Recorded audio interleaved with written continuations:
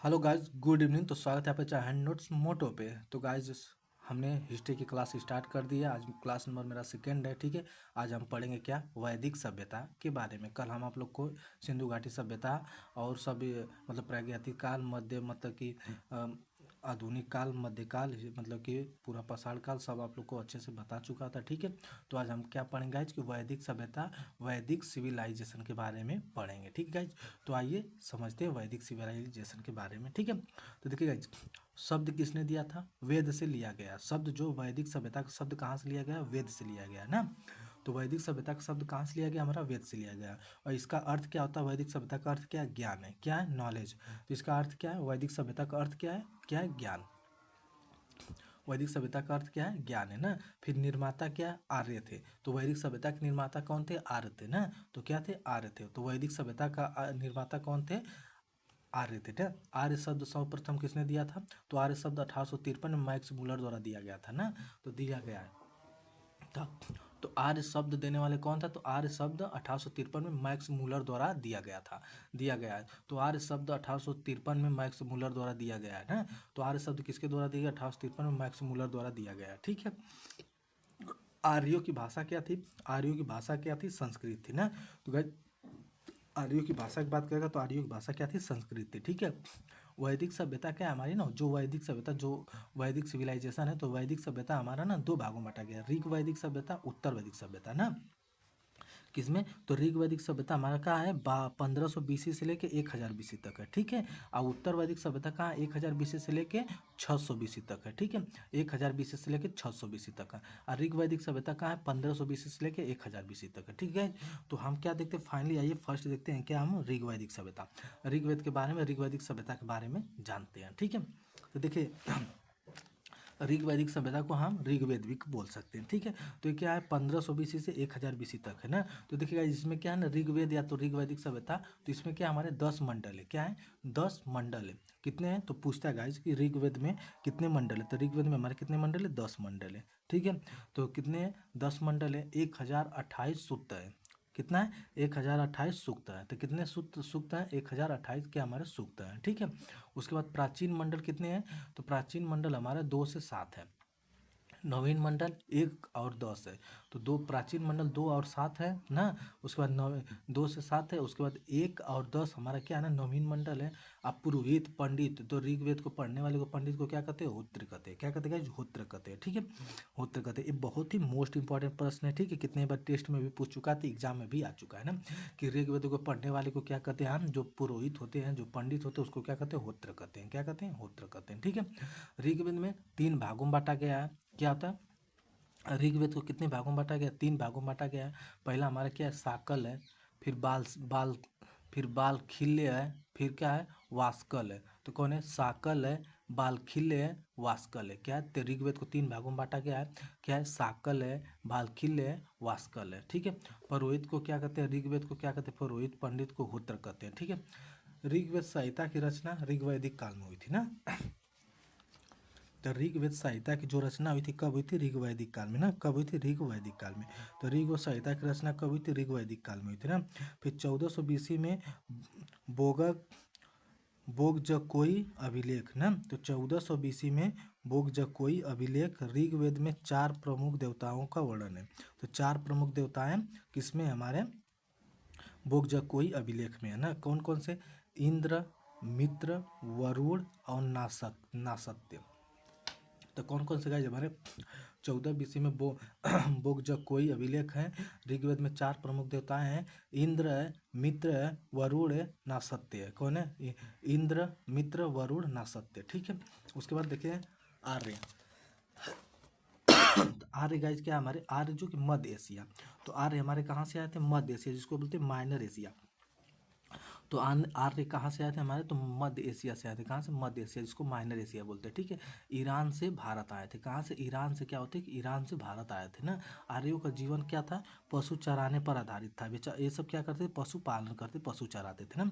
तो ये पशु चराने पर इसका जीवन क्या था कि इनका जीवन आधारित था ना। पशु चराने पर इनका जीवन आधारित था, ठीक है। वैदिक सभ्यता, वैदिक सभ्यता जो कि ग्रामीण सभ्यता थी, क्या थी, रूरल सिविलाइजेशन थी ना। तो वैदिक सभ्यता क्या, एक ग्रामीण सभ्यता थी ना, वैदिक सभ्यता ग्रामीण सभ्यता थी ना, रूरल सिविलाइजेशन थी, ठीक है। ऋग्वेद की तुलना ईरानी ग्रंथ अवेस्ता से की गई है। तो ऋग्वेद की जो तुलना न है तो ईरानी ग्रंथ अवेस्ता से की गई है। किससे की गई, अवेस्ता से। तो गाइज बहुत ही मोस्ट इंपॉर्टेंट प्रश्न है, ठीक है। तो पूछता है कि ऋग्वेद की तुलना किससे की गई है, तो ईरान का ग्रंथ है जिसका नाम है अवेस्ता ना। तो ईरान की ग्रंथ क्या है, अवेस्ता ना। तो किससे, अवेस्ता से की गई है, ठीक है, अवेस्ता से। तो फाइनली गाइज ऋग्वेद की तुलना ईरानी ग्रंथ अवेस्ता से की गई, ठीक है। आर्यों का निवास स्थान, तो आर्यों का निवास स्थान क्या था, सप्त संदेव क्षेत्र। क्या था, सप्त संदेव क्षेत्र। 7 नदियों प्रवाहित होती हो, तो जहाँ 7 नदियाँ बहती थी वहीं पे इनका क्या था, निवास स्थान था ना। 7 नदियाँ प्रवाहित होती हो, तो क्या था। हाँ, तो गाइस ऋग्वेद में तुलना ईरानी ग्रंथ से हुई तो उसको अवस्था कहते थे। आर्यों का निवास स्थान क्या था, सप्त संदो क्षेत्र था। 7 नदियों का प्रवाहित होती हो, तो सिंधु नदी क्या थी, हमारे सबसे महत्वपूर्ण नदी मानी जाती है ना, क्या है? सबसे महत्वपूर्ण नदी माना है किसको, सिंधु नदी को, ठीक है, सिंधु नदी को। सरस्वती नदी गाइस सबसे पवित्र नदी माना गया है ना। तो सरस्वती नदी क्या माना गया, सबसे पवित्र नदी। तो पूछता है हमारा कि ऋग्वेद में सबसे पवित्र नदी किसको माना गया है, तो हम लोग गंगा को मान देते हैं, क्या, गंगा को मार देते हैं, ठीक है। बट गंगा नहीं, हमारा क्या, सरस्वती है। तो क्या है, सरस्वती है ना, सरस्वती है, ठीक है। तो ऋग्वेद में सबसे पवित्र नदी कौन है, हमारी सरस्वती है ना। अब देखिए शतुद्री, कुछ नदी देखते हैं उनके जो कि पुराने नाम है उसको देखते हैं ना। तो देखिए सतलज, सतुद्री, सतुद्री को हम क्या कहते हैं, सतलज कहते हैं। बिपाशा को व्यास कहते हैं। परुषड़ी को रावी कहते हैं। वितिस्ता को झेलम कहते हैं। चिनाव को अस्कनी कहते हैं। तो गाइस ये PIQ पहले हमारे शिफ्ट में ये वाला आया था पुलिस के एग्जाम में, ठीक है ना, जो प्रीवियस ईयर जो पीछे एग्जाम दिए थे हम लोग, उसमें तो बिपाशा क्या, व्यास। ये बात, तो यहाँ से प्रश्न पक्का बनता है, बहुत ही वेरी वेरी मोस्ट इंपॉर्टेंट यहाँ से प्रश्न बनता है ना। शतुद्री को क्या कहते हैं, सतलज कहते हैं। शतुद्री को क्या कहते हैं, सतलज कहते हैं। विपाशक क्या कहते हैं, व्यास कहते हैं। परुषड़ी को क्या कहते हैं, रावी कहते हैं। और झेलम को क्या कहते हैं, झेलम को वितिस्ता कहते हैं। उसके बाद चिनाव को अस्कनी कहते हैं ना। तो शतुद्री को सतलज, विपाशा को व्यास, परुषड़ी को रावी, वितिस्ता को झेलम और चिनाव को अस्कनी कहते हैं गाइस, ठीक है। उसके बाद हम क्या देखते हैं कि ऋग्वेद में हिमालय पर्वत एवं उसकी चोटी को क्या कहा जाता है, तो ऋग्वेद में हिमालय पर्वत और उसकी चोटी को क्या कहते हैं, मुजवंत कहते हैं। क्या कहते हैं, मुजवंत कहते हैं ना। तो ऋग्वेद में हिमालय पर्वत एवं उसकी चोटी को क्या कहते हैं, मुजवंत कहते हैं, ठीक है, मुजवंत।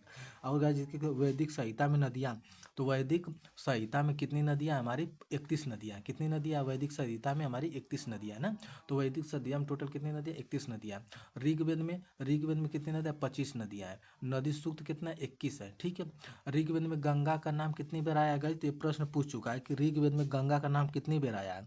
तो ऋग्वेद में गंगा का नाम केवल एक बार आया है। कब बार आया है, एक बार। तो ऋग्वेद में गंगा का नाम केवल एक बार आया है। यमुना के नाम कहेगा तो 3 बार। तो यमुना का नाम कितना बार हुआ, 3 बार हुआ है।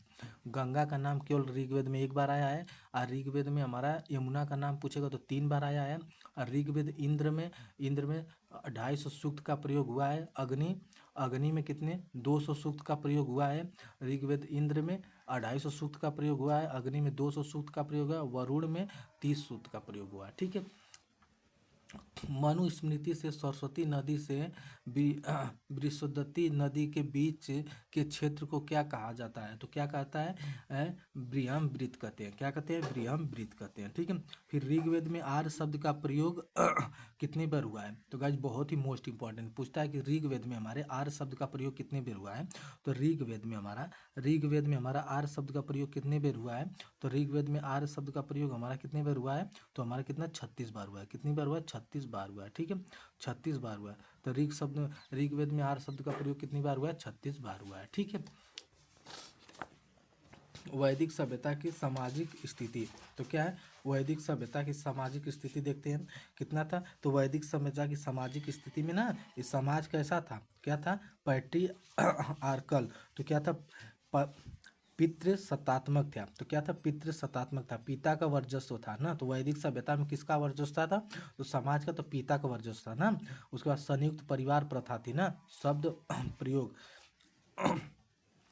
जो इसमें कितनी थी ना, वैदिक सभ्यता के जो सामाजिक स्थिति, जो समाज स्थिति थी, तो उसमें ना, उसमें किसका समाज था, तो पितृ सत्तात्मक था, पिता का था। इसमें संयुक्त प्रथा था, मतलब कि संयुक्त परिवार प्रथा थी। इसमें क्या थे, परिवार ना संयुक्त होकर रहते थे। ये जो इसको शब्द का प्रयोग किया गया था कौन, नेत्र, नेत्र को, ठीक है ना। फिर क्या, कन्या को दिए जाने वाला उपहार को क्या कहते हैं, बहतू कहते हैं। तो गाइस ये भी प्रश्न पूछ चुका है कि वैदिक सभ्यता में जो कन्या को उपहार दिए जाते हैं उसको क्या कहते हैं, बहतू कहते हैं ना। तो वैदिक सभ्यता में जो कन्या को उपहार दिए जाते हैं उसको क्या कहते हैं, बहतू कहते हैं। दहेज प्रथा का वर्णन नहीं था, तो इसमें क्या था, दहेज प्रथा का वर्णन नहीं था वैदिक सभ्यता में, ठीक है ना।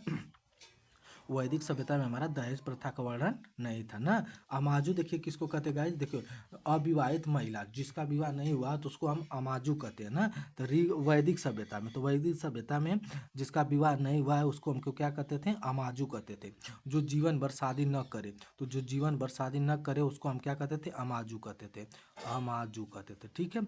और नियोग प्रथा क्या थी, नियोग प्रथा, पति पति के मरने पर देवर से संबंध पुत्र प्राप्त करना क्या कहलाता था, नियोग प्रथा कहलाता था, ठीक है ना।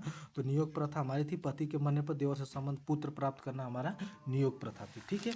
अब आइए देखते हैं हम क्या देखते हैं, ऋग वैदिक काल में दो प्रकार के विवाह थे ना। तो हमारे कितने थे, तो ऋग वैदिक काल में हमारे दो प्रकार के विवाह थे, कितने थे, तो ऋग वैदिक काल में हमारे दो प्रकार के विवाह थे। पहला क्या था, अनुलोम, और दूसरा का क्या था, प्रतिलोम। तो अनुलोम क्या कहता था, उच्च कुल का पुरुष प्लस निम्न कुल महिला। अगर उच्च कुल का पुरुष है और निम्न कुल महिला है ना, तो उस विवाह को हम अनुलोम विवाह कहते थे, अनुलोम विवाह कहते थे। लेकिन प्रतिलोम विवाह क्या होता है ना, उच्च कुल की महिला और प्लस निम्न कुल का पुरुष। तो उच्च कुल की महिला और निम्न कुल का पुरुष था तो उसे प्रतिलोम विवाह कहते हैं। तो देखिएगा अघन्या, तो गाय, ऋग्वेद में गाय को क्या कहा गया है, अघन्या कहा गया है। तो अघन्या, ये भी प्रश्न पूछता है कि ऋग्वेद में गाय को क्या कहा गया है, तो ऋग्वेद में गाय को अघन्या क्या अघन्या कहा गया है ना। तो ऋग्वेद में गाय को क्या कहा गया, अघन्या कहा गया। तो गाय क्या है, तो वध न किए योग्य पशु है, क्या है, गाय हमारा वध न किए योग्य क्या है, पशु है, ठीक है। बलि, जनता द्वारा राजा को स्वेच्छा से दिए जाने वाला कर क्या होता है, बलि होता है। जो जनता द्वारा राजा को स्वेच्छा से दिए जाने वाला जो कर होता है उसको हम क्या कहते हैं, बलि कहते हैं। तो गाइज हमने यहाँ पे मतलब कि क्या ऋग वैदिक काल समाप्त कर चुके हैं, हमारा है उत्तर वैदिक काल, ठीक है। तो हम इस क्लास को यहीं तक विराम देते हैं, कल से हम स्टार्ट करेंगे क्या, ऋग वैदिक काल, ठीक है ना, उत्तर वैदिक काल, ठीक है।